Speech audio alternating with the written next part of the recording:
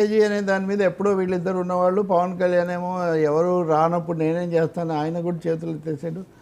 జగన్ ఏమో నిన్న కూడా శాసనసభలో మనకు పూర్తి మెజారిటీ రాలేదు కాబట్టి అయిందని మొదట్లో చెప్పిన మాట మళ్ళీ నిన్న కూడా చెప్పాడు. కాబట్టి ఇప్పుడు కూడా ఎవరికి మెజారిటీ రావద్దని నేను కోరుకుంటున్నాను మళ్ళీ కూడా చెప్తున్నాను ఆయన. మరి మెజారిటీ రావద్దని కోరుకునే వాళ్ళతో అది కూడా కుదరదు కదా. కాబట్టి ఏపీలో ఒక ఫోర్త్ ఫ్రంట్ వచ్చే అవకాశం ఒకటి ఉంది. ఫోర్త్ థర్డ్ అని కాదు, నెంబర్లో చెప్తున్నాం 1, 2, 3 ఉన్నాయనుకుంటే. కాంగ్రెస్ ఏమో ఇంతవరకు అలాంటివి ఏం మాట్లాడలేదు కదా.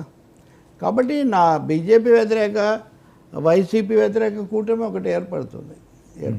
సార్, పవన్ కళ్యాణ్ గారు మరొక స్టేట్మెంట్, టిక్కెట్ల కోసం పార్టీ ఫండ్ తీసుకోవద్దు, ఎవరు ఆ రకంగా డబ్బులు ఇచ్చినా వేరే లెవెల్లో ఉంటుంది, సమస్య లేదు, కష్టపడిన వారికి టికెట్లేండి. అసలు పార్టీ ఫండ్ లేకుండా పార్టీని నడిపించడం అన్న చాలా సాహసోపేతమైన నిర్ణయం కదా. ఎన్నికల ముందు చాలా ఎక్కువ వస్తుంటాయి, ఎవరికి ఇష్టం వచ్చిన వాళ్ళు ఫండ్స్ ఇస్తున్నారు. ఈ టైంలో ఈయన డోర్స్ క్లోజ్ చేశానంటారు ఏంటి? అంటే ఇందులో 2 అంశాలు ఉన్నాయండి. ఒకటేమో పవన్ ప్రజారాజ్యం కాలం నుంచి తమ మీద సాగిన దుష్ప్రచారం ఒకటి, అమ్ముకున్నారు అదంతా, చిరంజీవి కూడా చాలా సార్లు బాధపడే విషయం ఇదంతా. ఇంకా పవన్ కళ్యాణ్ విషయానికి వస్తే వైఎస్ఆర్ పార్టీ వాళ్ళు మాట్లాడితే ప్యాకేజీ అని చెప్పి ఆల్రెడీ తమ మీద ఒక ప్రచారం కూడా ఉంది. అవును. సో వీటిని ఎదుర్కోవటం, వీటికి అసలు అవకాశం లేకుండా నేను ఒక ప్రకటన చేశాను, ఎవరిని నేను అనుమతించట్లేదు. ఆయన ముందు నుంచి ఏం చెప్తున్నారు, డబ్బులు లేవు, డబ్బులు కావాలంటే నేను 2 సినిమాలు తీసి ఆ డబ్బులు తెచ్చి పార్టీని నడిపిస్తాను, మీరైతే మటుకు ఎవరికి లోపడొద్దు అని అంటున్నారు కదా. కాబట్టి 3వ పాయింట్ ఏమంటే జీరో బడ్జెట్ పాలిటిక్స్ అని ఒక స్లోగన్ ఆయన జేడీ కూడా అప్పుడు అనేవాళ్ళు. కానీ ఈసారి పవన్ కొంచెం నేలకు దిగి జీరో బడ్జెట్ కాకుండా అభ్యర్థులు వాళ్ళ ఆర్థిక స్తోమత ఇవన్నీ తెలుసుకుంటున్నారని నాకు తెలిసింది. But at the same time మీరు అలాంటి పార్టీలో మీకు ఫండ్స్ వసూలు చేయండి అని ఫ్రీ హ్యాండ్ ఇచ్చేస్తే ఎవరు ఎక్కడికి వెళ్తారో, ఎవరు దాన్ని ఎలా దుర్వినియోగం చేస్తారో. 3వది ప్రత్యర్థులే దాన్ని అవకాశంగా తీసుకొని తమ మీద చేస్తారేమో, ఇలాంటి అనేక ఆందోళనలు ఆయనకు ఉన్నాయి. 2వది అటు ఇటు ఉన్నవి పెద్ద పార్టీలు, పెద్ద అభ్యర్థులు, కార్పొరేట్లు, వాళ్ళు తమ వాళ్ళని లోపరుచుకునే ఒక అవకాశం కూడా అక్కడ ఒకటి. అన్ని లెక్కలు వేసుకోవాలి కదా రాజకీయాలు అన్నాక.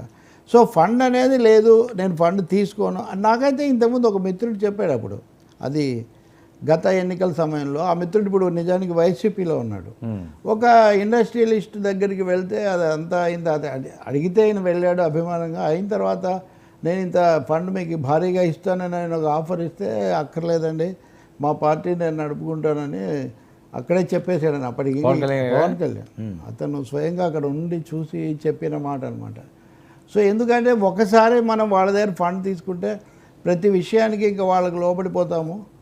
కాబట్టి దానికి అంతగా ఆ పద్ధతికి అవకాశమే ఇవ్వకూడదు, పార్టీ పూర్తిగా గ్రిప్లో ఉండాలి. 2వది చిరంజీవి అనుభవం నుంచి కూడా పవన్ కళ్యాణ్ కొన్ని నేర్చుకున్నారు. అదేంటంటే ఎవరంటే వాళ్ళు రైడ్ చేయటము, మొత్తాన్ని కూడా వాళ్ళ మాట్లాడిందంతా కూడా చలామణిలోకి రావడం ఇదంతా కాదు.